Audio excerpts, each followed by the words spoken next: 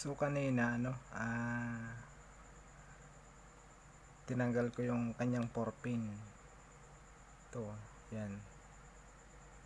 Tinanggal ko kanina. Dahil meron akong re-repair na motherboard. So tinanggal ko yung nandyan. Ito yung ito yung pinagpalitan. Ito yung pinagpalitan. Sunog na to eh. Yan, sunog.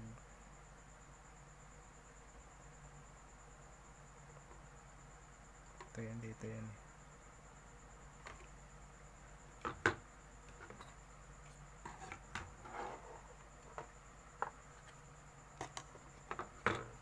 So ngayon ito sira na to. Nabibili pa to motherboard na to eh. So ngayon ito tatanggalin natin to kasi nabibili din to eh. Itong ano na to, bracket.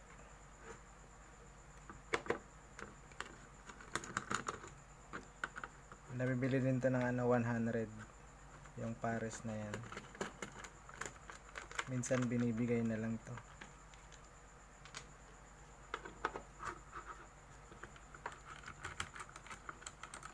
Yan.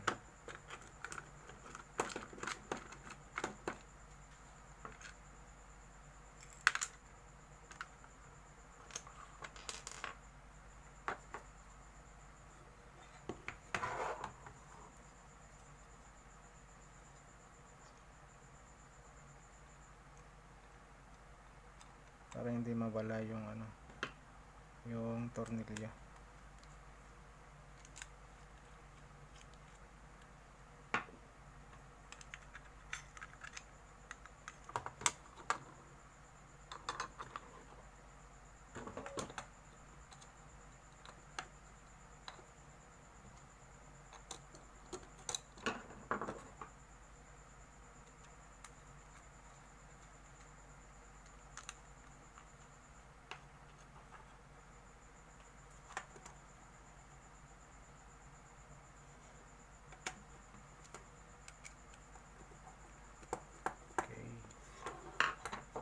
So ito nabibili din to eh, kailangan itabi mo to.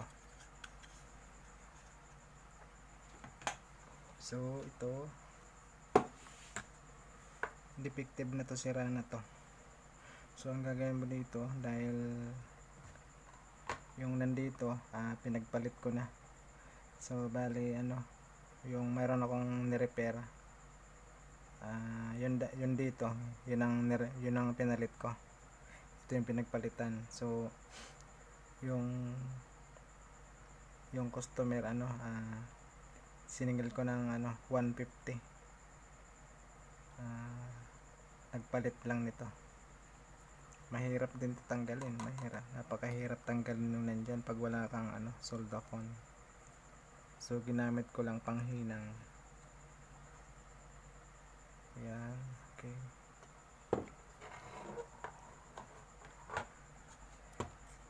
So ipapakita ko sa inyo kung paano ko tinanggal ito, kung paano ko siya tinanggal. Ito dito, kung paano siya tinanggal. So ganito lang yan. Magsasample tayo ng isa. Halimbawa ito yung sample natin kung paano siya tanggalin dito. Ang hirap nito tanggalin kasi yung kapit niyan baba taas, mayroon sa loob, mayroon sa ibabaw. So kailangan pag naghihinang ka nito, kailangan lang, steady lang. So yun, ito yan.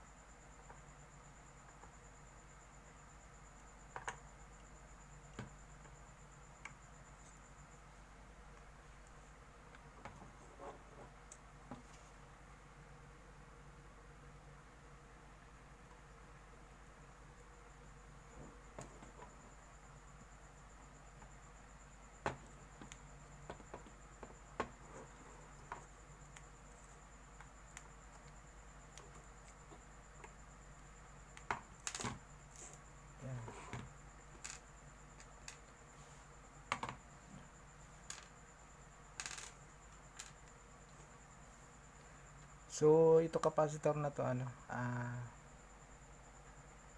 hindi to ganong nasisira kahit na nainitan kasi ano siya, solid ano siya, solid caps. Ano siya, solid na ano, ano to, alloy siguro to o metal. Yan ang init niya, saglit lang, di ba tanggalin, saglit lang.